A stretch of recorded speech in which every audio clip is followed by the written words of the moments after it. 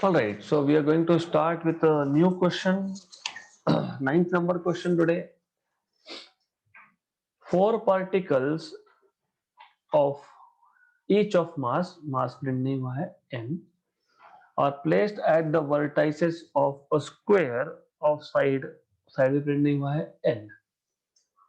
The potential energy of the system is. सबसे पहले मैं आपको सिचुएशन बता देता हूँ. It is something like this. You have a square.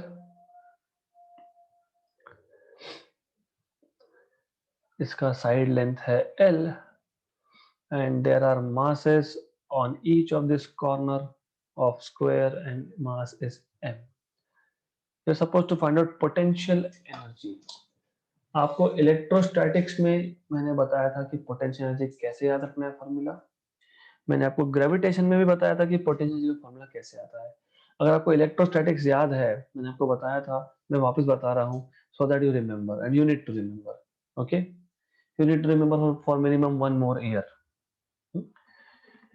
उसके बाद आप अपने ड्राइव को फॉर्मेट कर सकते हो if you want. Good. Electrostatics में जब हम लोग चार्ज एक एक करके लाते हैं, एक एक करके, पहले चार्ज को लाने में कोई वर्क डन नहीं हुआ. कहां से लाए? इंफिनिटी से. वर्क डन क्यों नहीं हुआ? क्योंकि अपोज करने के लिए कोई फील्ड ही नहीं था. तो work done to bring first charge was 0. Then जब आप दूसरा चार्ज लाते हो और आप उसको r12 डिस्टेंस पे रखते हो फ्रॉम फर्स्ट चार्ज, तो वर्क डन होता है क्योंकि दूसरे चार्ज को आने में प्रॉब्लम हुआ. किसने प्रॉब्लम क्रिएट किया? पहले ने अपोज किया था. तो work done will be stored in the form of potential energy between in the configuration of two charges. Single में नहीं, सिस्टम में पोटेंशियल एनर्जी स्टोर होता है, कभी भी याद रखना. पोटेंशियल का फॉर्मूला क्या था? k मतलब 1/4 पाई एप्सिलॉन 0. q1 मतलब source divided by distance between first and two. ये था पोटेंशियल आपका. तो ये बन गया आपका इनटू q2 करने के बाद वर्क डन. गुड. अब जब मैं तीसरा चार्ज लाऊंगा तो तीसरे चार्ज को दो चार्जेस ने अपोज किया. कौन सा चार्ज लाए? तीसरा और तीसरा. किस किसने अपोज किया? पहले के पोटेंशियल ने और दूसरे के पोटेंशियल ने. पोटेंशियल का फॉर्मूला क्या होता है? मैंने अभी भी बताया. k q1 distance between 1 and 3 plus किसने अपोज किया? सेकेंड ने. k q2 distance between 2 and 3. अभी टोटल वर्क डन क्या होगा? Total work done is work done to bring first charge which was 0 plus work done to bring second plus work done to bring third plus fourth plus fifth plus six plus seventh. जितने भी आप करते गए उतने उतना work done होता गया. Right. तो टोटल वर्क डन हमको देखना पड़ेगा.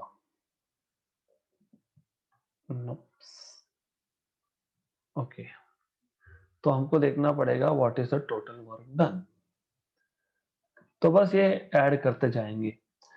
जब आप ऐड करते हो you will notice one thing. ये ऐसा आता है के, सब में है के आउटसाइड, और combination, all the combination q1 q2 r12 q1 q3 r13 q1 q4 r14. ये हो गया पोटेंशियल एनर्जी का formula for a system of three charges. Four डालता तो सारे कॉम्बिनेशन. अभी चार चार्ज है, 1 2 3 4. कॉम्बिनेशन क्या बनेंगे? 1 2 1 3 1 4, है ना. 1 2 3 4 चार चार्जेस होंगे तो 1 2 1 3 1 4 2 3 2 1 पहले हो गया. 2 3 2 4 एंड 3 4. तीन और तीन 6. करेक्ट. तो प्लस लिखते जाना. Q2 Q3 R23 बराबर है ना. Q2 Q4 R24 plus so on so forth. Good. So this is how you remember the formula of potential energy. All combinations. अब ये पोटेंशियल एनर्जी का फॉर्मूला आप एज इट इज ग्रेविटेशन में use कर सकते हो, सिर्फ के की जगह पे जी, Q1 Q2 की जगह पे M1 M2 और बाहर एक माइनस, क्योंकि gravitational potential is always attractive. Good. तो अभी 4 है, मैं बोलता हूँ 1 2 3 4। 1 और 2 में डिस्टेंस L, 2 3 में डिस्टेंस L, 3 4 में डिस्टेंस L और 4 और 1 में डिस्टेंस L। Right, correct. तो शॉर्टकट भी है, अगर आपको चाहिए तो आप शॉर्टकट से भी कर सकते हो। शॉर्टकट ये मैं वही बता रहा था that at least distance r1 2 2 3 3 4 and 4 1 will be equal L L L L, or distance between 1 and 3 2 and 4 will be root 2 L। Correct. तो लिख लो अभी ये combinations M1 M2 R12, M1 M3 R13 plus M1 M4 R14 plus M2 M3 R23 plus M3 M4 R34 बराबर। क्या बचा फिर, एक तो छोड़ दिया ना मैंने, 1 2 1 3 1 4 2 3 2 4 and 3 4। तो 2 4 2 4 एंड लास्ट में 3 4। Right, good. अभी क्या करना है, कुछ भी नहीं है, माइनस जी। अभी चारों के चारों कॉर्नर पे मास कौन सा था, तो सारे के सारे टर्म्स में ऊपर M square M square M square M square ऐसा आएगा, तो सब में से एम स्क्वायर कॉमन आएगा। बराबर। इसमें से जो 4 है, 6 में से जो 4 है, डिनोमिनेटर में डिस्टेंस एल एल एल और एल आएगा 4 का, है ना। किसका 4 का, R12 2 3 3 4 और 4 1। तो 4 times of 1 by L. Correct. ये ओरली होता है क्वेश्चन, मैं बता सकता हूं कि इसमें से कौन सा आंसर है, because this is oral. Good. और दो बार डिस्टेंस आएगा रूट टू एल, 1 3 में और 2 4 में, तो 2 बार आएगा रूट टू एल। बराबर। अब मैं ऐसा करता हूं कि मैं 2 2 कॉमन निकाल लेता हूं, है ना। राइट, निकाल लेते हैं common, minus 2gm² upon L भी कॉमन निकाल लिया। पहली टर्म में से 2/l कॉमन निकाला तो कितना बचा, 2। दूसरे में कितना बचा, 1/√2। Right, correct, good. अभी ऐसा तो हमको ये दिख रहा है क्या, मुझे तो दिख रहा है, आपको दिख रहा है कहाँ पे, बी। हो गया question solve. -2gm²/l into bracket 2 plus 1/√2। Right, so if you know formulas then you can solve such questions। Oral था, ओरल कैसे था, कॉम्बिनेशन याद है, स्क्वायर है, ये याद है कि 6 में से 4 टर्म में डिस्टेंस L आएगा, मतलब ब्रैकेट में 4/L आएगा प्लस 2/√2L आएगा, क्योंकि 2 बार डिस्टेंस √2L है, क्योंकि मासेस सेम है ना। तो मासेस का जो प्रोडक्ट है वो तो पहले ही m इंटू एम स्क्वायर होके बाहर आ गया, तो -gm² तो पहले ही बाहर है, अंदर 4/L प्लस 2/√2L। अभी 2/L भी बाहर निकाल लो, तो -2gm²/L शुड सेट आउटसाइड। दो ऑप्शन में ऐसा है, बी और डी में। Correct, correct. अंदर एक भी टर्म नेगेटिव ना थी ना हो सकती है। क्यों नहीं हो सकती, एक ग्रेविटेशन है, ग्रेविटेशन में मासेस हमेशा पॉजिटिव होते हैं, इलेक्ट्रोस्टैटिक होता तो नेगेटिव हो सकता था, पर ये ग्रेविटेशन है। तो ब्रैकेट के बाहर -2gm²/L तो होगा, ब्रैकेट के अंदर एक भी टर्म नेगेटिव नहीं होगी। ऑप्शन नंबर बी ओरली खत्म। करेक्ट। तो ये ट्रिक्स ही आपको एग्जाम क्रैक करवाते हैं। Good. Similarly you are supposed to match column 1 with column 2 where me is mass of earth, small m is mass of satellite, r is radius of orbit। सबसे पहले kinetic energy का formula हो सकता है नहीं याद हो, डजंट मैटर। पोटेंशियल एनर्जी याद नहीं हो ये भी हो सकता है, टोटल एनर्जी याद नहीं हो ये भी हो सकता है, पर ऑर्बिटल वेलोसिटी √g m/r ये करेक्ट। मतलब d should match with q, ऐसा एक ही ऑप्शन है। करेक्ट। समझो दो में होता फिर काइनेटिक एनर्जी तो कर सकते हो ना, क्यों? काइनेटिक एनर्जी क्या होता है? हाफ m v/c², तो हाफ m g m/r, क्योंकि स्क्वायर रूट और स्क्वायर कैंसल, तो half g m/r kinetic energy should go with this, right. तो a should match with s है यहाँ पे डी ऑप्शन में। करेक्ट। गुड। तो ऐसे केस में आपको सिर्फ देखना है कि इजीएस्ट क्या है। Easiest orbital velocity to remember. अगर ऑर्बिटल वेलोसिटी का फॉर्मूला भी नहीं याद है तो क्या करेंगे? फिर हम ये करेंगे कि हमको पता है ऑर्बिटल वेलोसिटी, मतलब satellite is in circular orbit around earth with mass m, this is mass capital M, radius is capital R, this distance is small r। फिर आपको पता है कि यहाँ पे अगर सर्कुलर ऑर्बिट है तो सेंट्रीफ्यूगल फोर्स या सेंट्रीपिटल फोर्स होना ही चाहिए। कौन प्रोवाइड करेगा? ग्रेविटी। तो ग्रेविटेशनल फोर्स से ही आएगा वो। तो ये होता है mv²/r सेंट्रीपिटल। तो बात एक ही है, बात ऐसी है कि सेंट्रीपिटल और सेंट्रीफ्यूगल सिर्फ डायरेक्शन वाइज अलग अलग है। अब देखो ऐसा है कि मास है, अर्थ है और सैटेलाइट है। अगर वहां पे सैटेलाइट को सर्कुलर ऑर्बिट में रहना है, कंटिन्यूअसली अर्थ अट्रैक्ट कर रहा है कि नहीं, मतलब सेंट्रल फोर्स ग्रेविटेशनल फोर्स है ऑलरेडी, उसको अगर सर्कुलर ऑर्बिट में रखना है तो अपोजिट डायरेक्शन में फोर्स चाहिए, मतलब सेंट्रीफ्यूगल चाहिए इन शॉर्ट। करेक्ट। राइट। हम इसको उल्टी तरीके से लिखते हैं, हम लोग बोलते हैं एक्चुअली ये होना चाहिए कि सेंट्रीफ्यूगल फोर्स इज नेसेसरी। हम लोग बोलते क्या है कि सिर्फ डायरेक्शन में तो चेंज है, मतलब सेंट्रीपिटल बोलो centrifugal matter, just matters the direction here.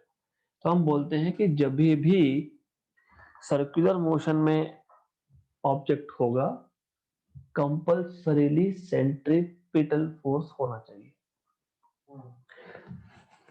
Situation पर डिपेंड करेगा, जैसे इस सिचुएशन में सेंट्रीफ्यूगल होना चाहिए, वैसे car on a curved road, correct, उस केस में अगर फ्रिक्शन नहीं हुआ तो it will be always going away away.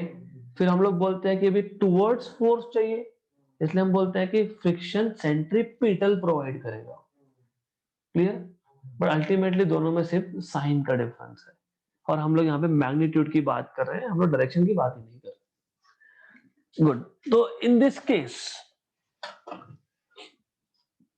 Centripetal या सेंट्रीफ्यूगल फोर्स कौन प्रोवाइड करेगा? ग्रेविटी। ग्रेविटी क्या होता है? g m/r²। गया गया, ये भी गया, ये भी गया। Vc is equal to √g m/r। Good.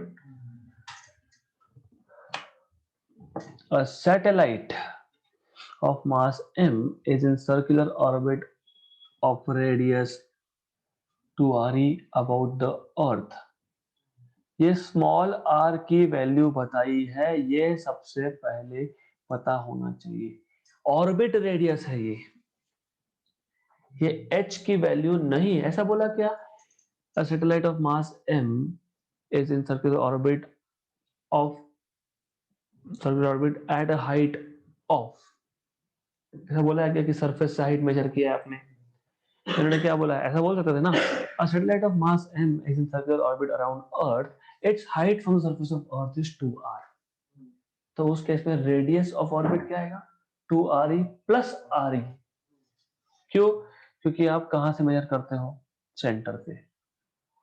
ये re हो गया और ये 2re हो गया, उस केस में आएगा 3re, 2re plus re। Question पे ध्यान देना, इन्होंने क्या बोला है directly? A satellite of mass m is in circular orbit of radius, मतलब डायरेक्टली ऑर्बिटल रेडियस बता दिया आपको, सेंटर टू सेंटर डिस्टेंस बता दिया, बात खत्म। मतलब ये r प्लस h वैल्यू है ये। Okay, the energy required to transfer it to a circular orbit of radius 4re, मतलब ऐसा है कि पहले ये था उसका रेडियस ऑर्बिट का r1 वैल्यू, r1 वैल्यू थी ये। अब सैटेलाइट को शिफ्ट करना है r2 इक्वल टू 4re पे, तो how much will be the energy required, ऐसा पूछा है। What you're supposed to do here is to find out total energy in the first case, and total energy formula is minus gmm by 2r1. Okay, and final is minus gmm by 2r2. Then you are just supposed to subtract the energy required to shift the satellite from first orbit r1 to second orbit r2 is e2 minus e1, and as you know, minus gmm by 2 is a constant and common in both of this outside, 1 upon r2 minus 1 upon r1। अगर ये negative से अंदर ले लिया तो 1 by r1 minus 1 by r2 आएगा, है ना? तो if I take that negative sign inside, I can actually, अगर मैं ये नेगेटिव साइन को अंदर लेता हूं तो I can write gmm by 2 1 by r1 minus 1 by r2। gmm जरूरी नहीं है माइनस से अंदर लेना, कोई फर्क नहीं पड़ता। 1 by r1 is 1 upon 2re, 2re, this is 1 by 4re, तो re भी आ गया बाहर। हाफ में से 0.5 में से 1 by 4 0.25 गया तो 0.25 बचा, 1 by 4 बचा, 1 by 4 को मैंने मल्टीप्लाई किया तो नीचे आएगा 8, तो G M upon 8re, option number C, correct, good. तो this is how you should be solving such questions. Formulas अगर नहीं पता है तो क्वेश्चन तो सॉल्व होगा नहीं। तो it is gmm by 8re, correct? Is it clear, understood? Formulas उसके बिना नहीं होगा। Good, this is a good question. A satellite is orbiting the Earth in circular orbit of radius r. Its kinetic energy varies as r. अभी हमने देखा था, अभी आपको बताओ, मुझे बताना पड़ेगा। काइनेटिक एनर्जी का फॉर्मूला क्या था? अभी अभी बताया, G M M by 2r। So does kinetic energy varies as r? No, it varies as 1 by r, 1 by r, so no. Good. Angular momentum varies as 1 by root r. What is angular momentum? mvr, linear momentum into distance, that is this mvr. So m, what is v? What is v? What is that? g m by r, और ये r, मतलब overall ये आएगा m g m root r, है ना? पक्का? पक्का सही तो है, क्योंकि r को अंदर r स्क्वायर करके ले जाओगे, नीचे एक r है, कैंसल होगा, बराबर ना? तो linear momentum varies as under root of r and not inversely. Cancel. Linear momentum varies as 1 by r. Linear momentum is m into v. But v is under root of gm by r. तो linear momentum varies as 1 by root r but not as 1 by r. तो अभी कुछ बचा ही नहीं है, फिर एक ही है, frequency of revolution is this. Good. तो frequency कैसे निकालते हो? Do you know time period? T square is proportional to r cube. Frequency is 1 upon time period. तो पहले मैं T is proportional to r raised to 3 by 2 लिख लेता हूँ, taking square on both sides. 1 by frequency is time period. तो frequency varies as 1 upon r raised to 3 by 2. Option number D is correct. Clear? Good.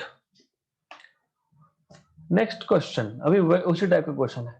The additional kinetic energy to be provided to a satellite of mass m revolving around a planet of mass capital M to transfer it from a circular orbit of radius r1 to a orbit of radius r2. अभी अभी मैंने बताया, अभी अभी gmm by 2 1 by r1 minus 1 by r2, gmm by 2 1 by r1 minus 1 by option number D. सोचना नहीं, that's it. Correct? A geostationary satellite is biting. It cannot bite. It can orbit. Is orbiting. Okay. The Earth at a height 6r. Height 6r. Height 6r. मतलब h value दी है. Okay. Above the surface of Earth. देखो बोला है यहाँ पे. Where r is radius of Earth, the time period of another satellite at height of 2.5 r from surface of Earth in hours is. पहले satellite का height कितना था? 6r. तो उसके लिए r1 कितना हो गया? r प्लस h1 मतलब r प्लस 6r मतलब 7r. दूसरे केस का टाइम पीरियड कितना दिया है आपको? पूछा है. और हाइट कितना दिया है दूसरे केस में? मतलब r2 कितना बोला है? 2.5 नहीं, h2 बोला है ये. h2 is 2.5r. तो r2 कितना आएगा? r प्लस h2 मतलब कितना? r प्लस 2.5r मतलब 3.5r. करेक्ट. Okay good. हमको T2 पूछा है. T square is proportional to r cube मतलब T is proportional to r raise to, मतलब T2 by T1 is R2 by R1 raised to 3 by 2. But T1 कहाँ पता है हमको? जियो stationery 24 hours theory में बताया था मैंने. जियो मतलब अर्थ, स्टेशनरी मतलब stationary with respect to earth, मतलब वो मेरे सर के ऊपर है तो वो सर के ऊपर ही रहेगा. मतलब जैसे अर्थ रोटेट हो रहा है उतने ही टाइम में ये रोटेट होना चाहिए, रिवॉल्व होना चाहिए. It's so that it always remains stationary with respect to Earth. And such geostationary satellites are used for telecommunication. इसीलिए आप मोबाइल फोन यूज कर सकते हो. अगर ऐसा होता, ये अर्थ है, यहाँ सैटेलाइट है. ओके. अभी क्या है कि जब अर्थ रोटेट होगा तो सैटेलाइट भी with respect to earth rotate होना चाहिए. ऐसा करेक्ट. अगर ऐसा नहीं हुआ तो क्या होगा? ये आगे आगे भागेगा और जो बेचारा यहाँ से सैटेलाइट यूज कर रहा था उसके सैटेलाइट अदर साइड पे चला गया. कहाँ गया? सिग्नल पे. Lost in space. तो nothing, not lost in space but transmit नहीं हो पाएगा वो. एनीवेज, तो जियो स्टेशनरी मतलब 24 r का टाइम पीरियड होता है। गुड। तो T2 is equal to R2 bye R1। R2 कितना 3.5 R, R1 कितना 7 R, 1 जा एंड 2 जा raise to 3 by 2 times of T1 2 root 2।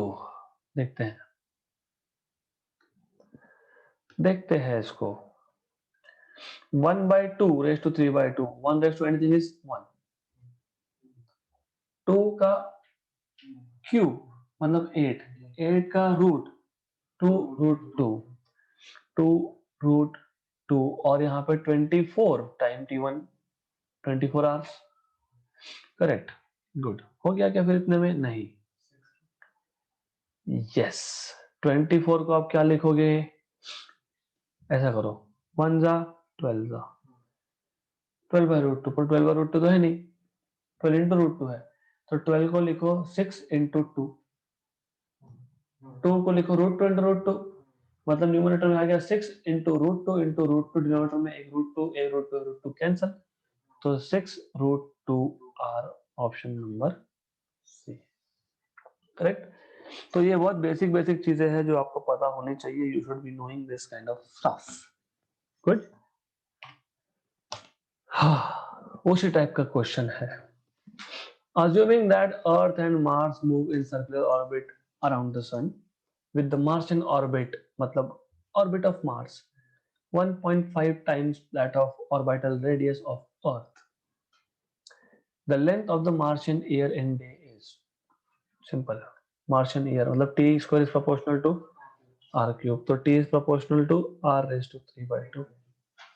Mars का time period with respect to Earth is r Mars upon r Earth raised to 3 by 2, right? So Tm is Rm by Re raised to 3 by 2 Te. So Tm is Rm by Re. Rm by Re is 1.52 raised to 3 by 2 into Te. What is Earth का time period in days? 365. So 365. 1.52 raised to 3 by 2 into 365. Option number B. Good. तो easy है. So easy questions, right? Good. So it's time to take one more.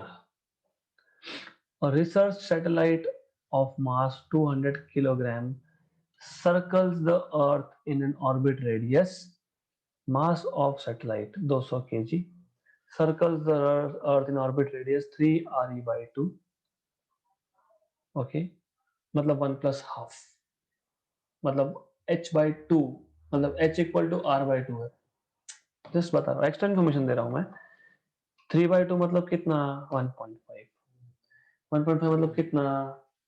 1 plus half, तो r plus h is r plus r by 2, तो half the radius मतलब 3200 kilometre की height पे है orbit, where re is the radius of the earth. Assuming, excellent, assuming the gravitational pull on a mass of 1 kg on earth surface to be 10 newton, the pull on satellite will be,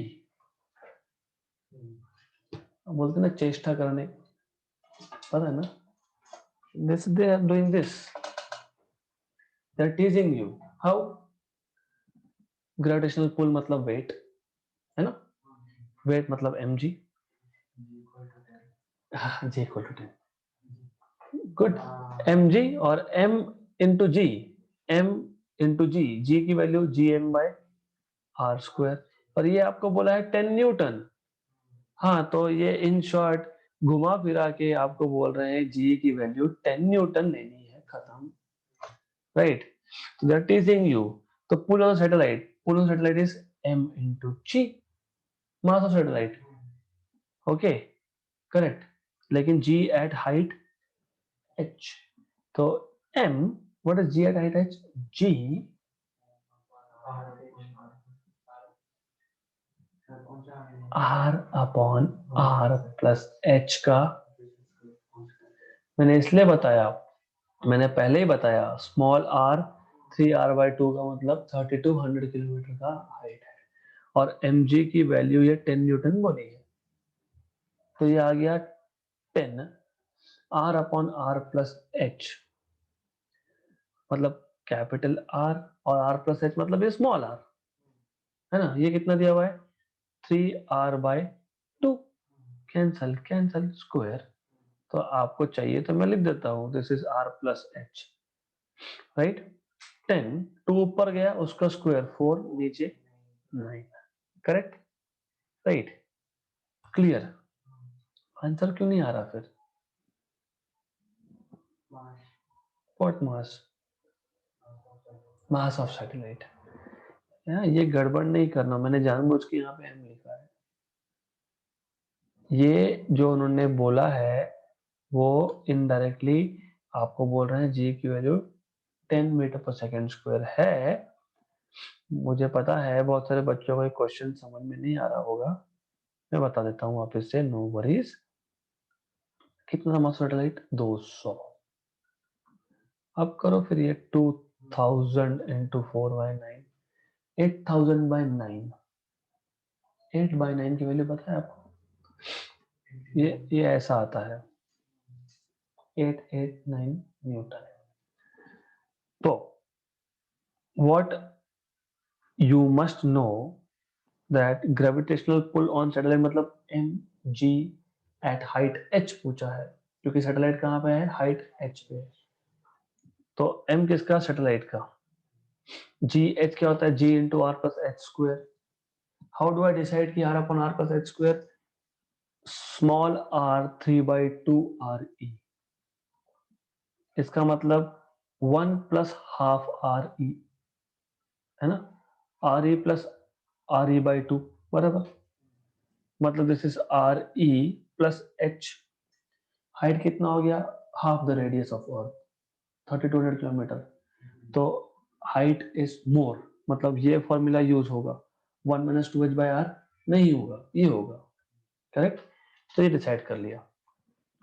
जो आपको बाकी information दी है, assuming the gravitational pull on mass of 1 kg on the earth surfaces, मतलब earth के surface पे जो मास था m1 बोल देता हूँ इंटू जी, ये है 10 न्यूटन। लेकिन व्हाट इज m1, 1 किलोग्राम, मतलब g इक्वल टू 10, गुड। हाँ, तो वो g की वैल्यू 10 ऐसा बता रहे थे आपको कि g की वैल्यू 10 है, गुड, क्योंकि 9.8 लोगे तो आंसर मैच नहीं होने वाला फिर आपका, right. Did I make it clear now? Good. So after doing calculations you will get 889 Newton. So we'll stop here and we'll continue with more questions in the next session.